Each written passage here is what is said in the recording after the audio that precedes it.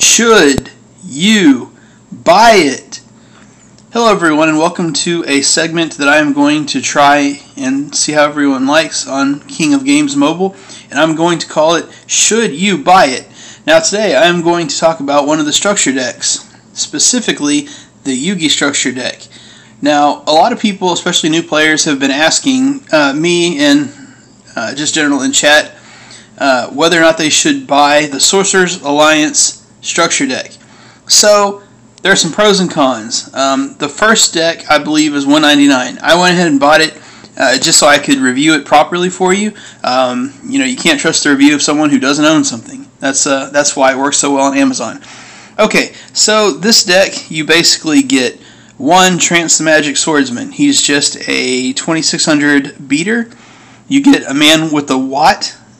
When you summon the card, and during each standby phase, you can select one set card on your opponent's side of the field, pick it up and look at it, return it to its original position. The attack is 1600. This, basically, when it's flipped, lets you get a level 4 lower spellcaster type monster from your graveyard and special summon it. That can be useful. The Magic Swordsman is just another normal beater at 1700 attack. Spell Wall, it's a compromise card. During this turn, no summon of a spellcaster type monster can be negated, and when a spellcaster type monster is summoned, your opponent cannot activate cards or effects, so that'll protect you from like the trap holes. I think we only have one right now, but there are more probably coming in the game. And also, target one spellcaster monster you control. If it attacks this turn, your opponent cannot activate cards or effects until the end of the damage step, so that'll protect you from like enemy controller or mirror wall, that kind of thing. Okay, then you have Book of Secret Arts. It just increases the attack and defense of a spellcaster by 300.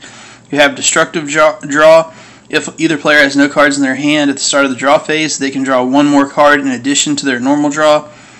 This card's controller loses 700 life points during their end phase. If less than 700, they become 0 instead.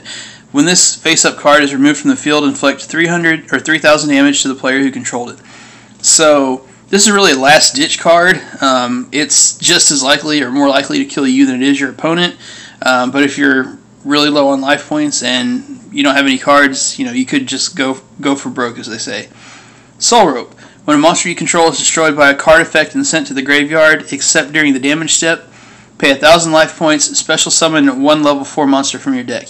Now take note, it's not destroyed by battle, only by effect. This card is really limited in its application. You're most often going to lose your monsters by battle, so it's really not a great card. The next one is Ready for Intercepting. Target one warrior or spellcaster type monster on the field, change that target to face down defense position. So if someone has a spell or card effect that can only target face up monsters, you could save it that way. Rope of Life. This is an interesting card. When a monster is destroyed by battle and sent to your graveyard, discard your entire hand, minimum 1. Then target one of those monsters. Special summon it, and if you do, it gains 800 attack. So if someone attacks you with a high attack monster, this is a quick way to get that monster back, hopefully with more attack than the monster that just killed it, but it costs you your entire hand. So if you had card advantage, you just lost it. And you can only use it if you have one card in your hand, so you have to make sure that you keep a card in hand. This really could limit your plays. Okay, and then the last card that comes is the Illusory Gentleman. It's just a normal 1500 attack, and that's really subpar for this game. You have normal monsters with up to 1900 attack, and so that would be really easy to beat over. So this is mainly aimed at newer players. It's decently powerful. You can use this card to basically see what traps or spells your opponent has, so it lets you be a little more strategic. If you have a monster killed, your turn 1, you can set this any turn after that, face down, and then when he's attacked, he'll die probably, but you can bring back the other monster, so it might give you what's called meat shield for your life points, give you a little bit more time, and then you have your 2 normals. Your spell is not great. You could use it to guarantee that attack goes through without traps, but unless you have enough to kill your opponent, that doesn't win you the game. 300 attack and defense is not that much now in the current meta. And Destructive Draw, like I said, it's more likely to kill you. Soul Rope and Ready for Intercepting are not going to come up real frequently. And Rope of Life is good, but it costs you all your cards.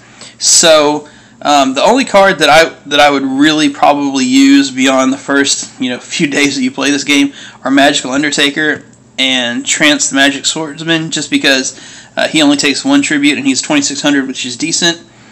And the Magical Undertaker, the special summoning is good, but there are better options. So overall, I would give this probably like a 4 out of 10. And so I would definitely say do not buy the Sorcerer's Alliance structure deck. There are better ways to spend your hard-earned gems. Thank you very much, and tune in for the next episode of Should I Buy It with King of Games Mobile. Thank you.